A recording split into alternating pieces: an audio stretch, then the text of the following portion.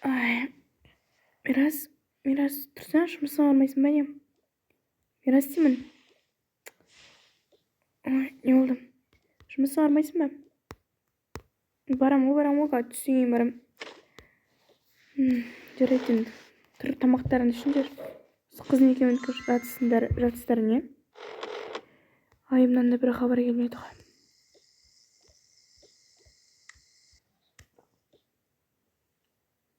Жания, қызым тұра ғой. Жания деймін.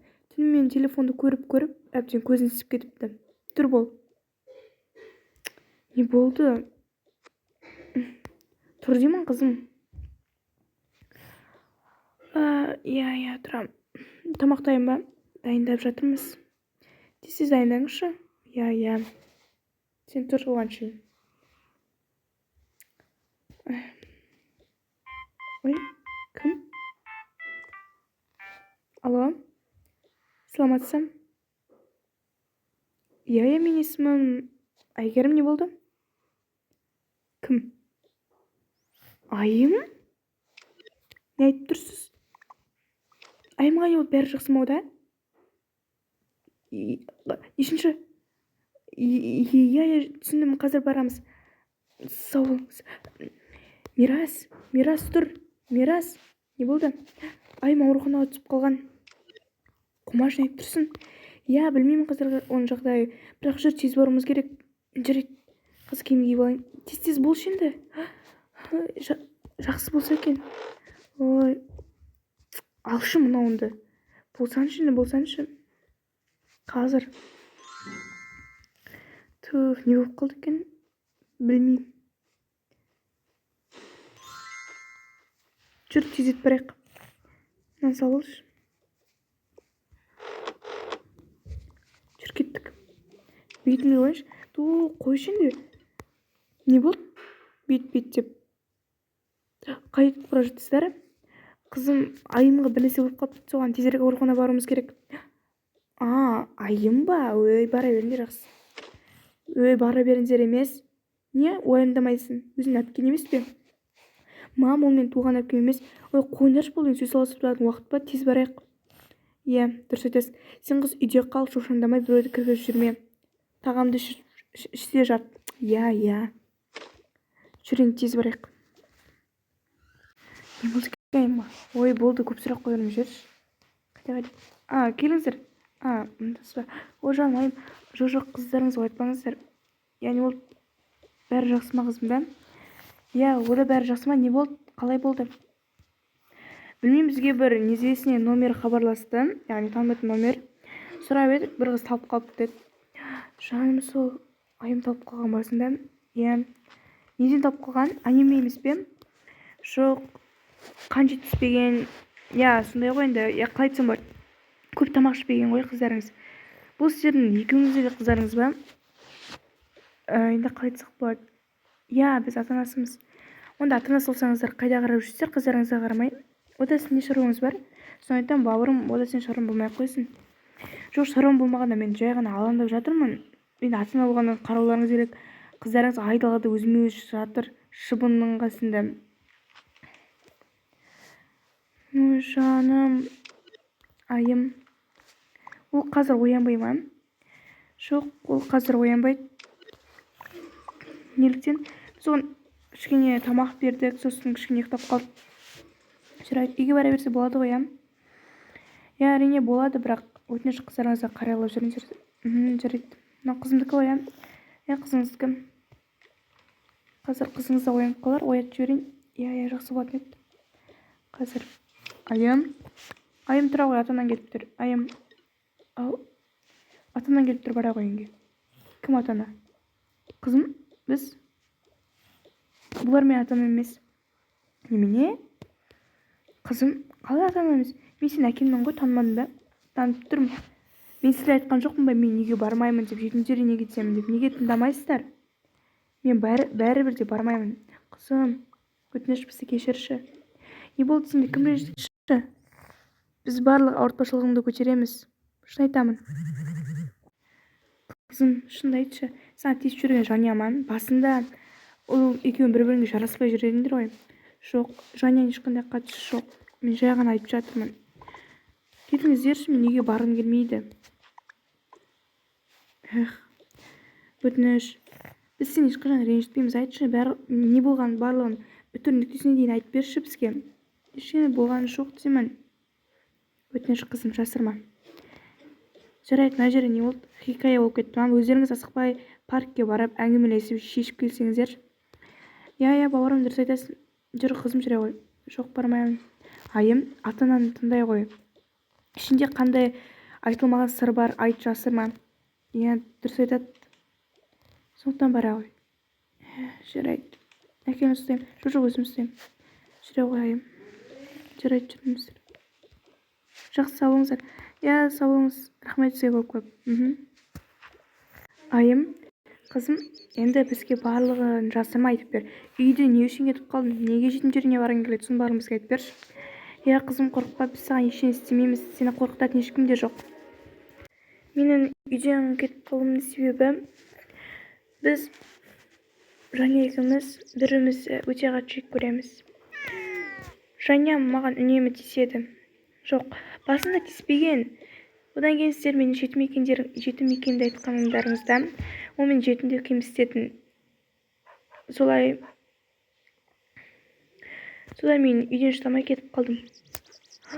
Жаным, саған Жаня масын тиісіп жүрген? Иә, бірақ оған айтпаңыздаршы, әйтпесе ол мені аямайды.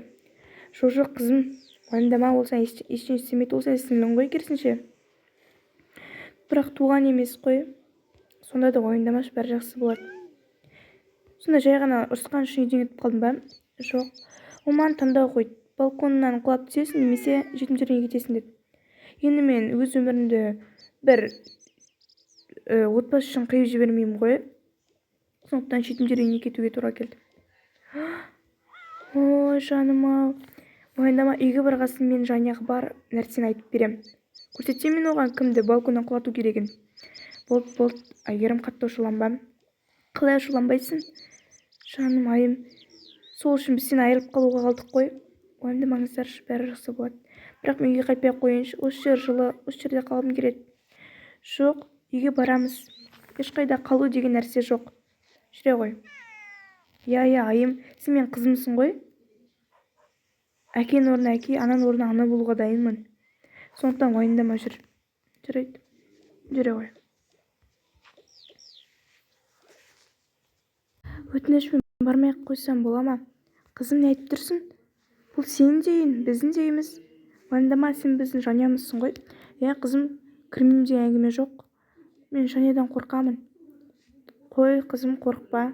Керісінше, ол сен сіңлің емес пе? Ол сенен қорқу керек. Иә, жүре ғой. Жүреді. Қазір мына жаққа отырайын.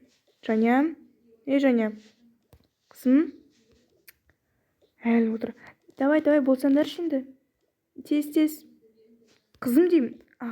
Ой, не болды? Мам соншама айқайлап. Қыздар шына компьютерін әкелші.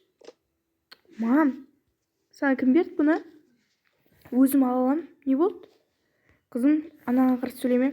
Пап, енді сіз шыққан дедіңіз ба? Не болды, екі жақта маған жабылып? Өздерің сөйлесіңдерші. Қызым. Не? Келе ғой, айым. Кім? Айым. Мынау не қып жүр мен үйімде? Айналайын, бұл жалғыз сен үйің емес. Мен бара берейінші. Иә, дұрыс, бара бер. Жаня, мен саған қой деп тұрмын. Бұл жалғыз сен үйің емес, бәріміздің ортақ үйіміз. Ол сенің әпкең, сыйла оны. Әпкем болса не? Туған әпкем емес қой, ол жетім, тірі жетім. Өлі жетім десек те саналады бұған. Жаня, мен жыныма ашуыма тие берме.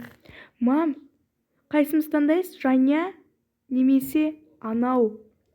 Маған екеуінде ортақсыңдар. Мен ешкімді бөліп жарғым келмейді. Сосын Жаня, өткенде неге сен айымға балконнан құла деп айтасың? Саған кім рұқсат берді? Оның өліміне жауапты сен емес, ұқтың ба? Ол өмір сүруге лайықты адам, ақылды адам. Сондықтан олай біреуді кемсітуші болма, мазақтама. Біреуді ғайбаттама. біреуді өлімге апарма. Мам, қойыңызшы. Ақыл үйрететін болсаңыз, осы уақытқа дейін ақыл үйретпейсіз бе? Сіз үйреткеніңіз болса, осылай пайда болдық қой. Жарайды, жапшы сен аузыңды. Саған ешкім сөйлеуге рұқсат берген жоқ. Жақсы, отбасымыздың бір мүшесі екенсің, онда бар басқа бөлмеге жат.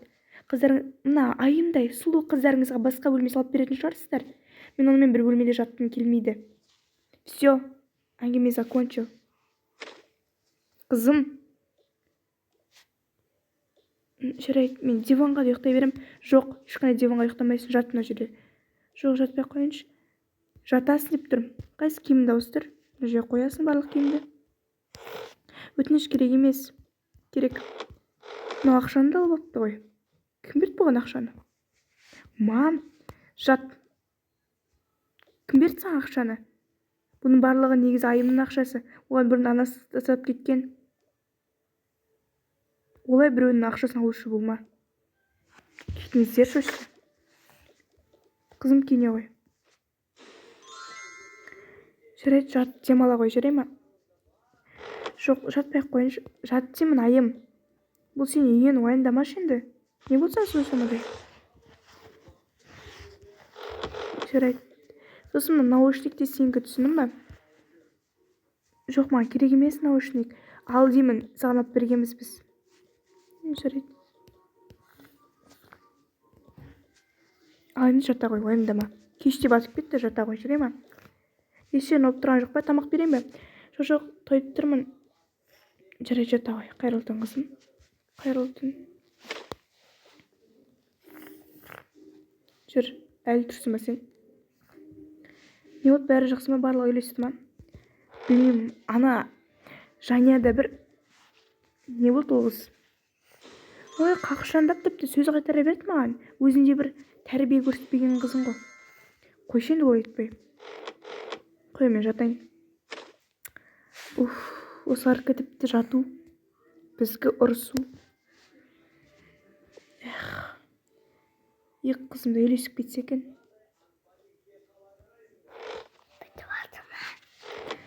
Жақсы, енді қайырлы түн.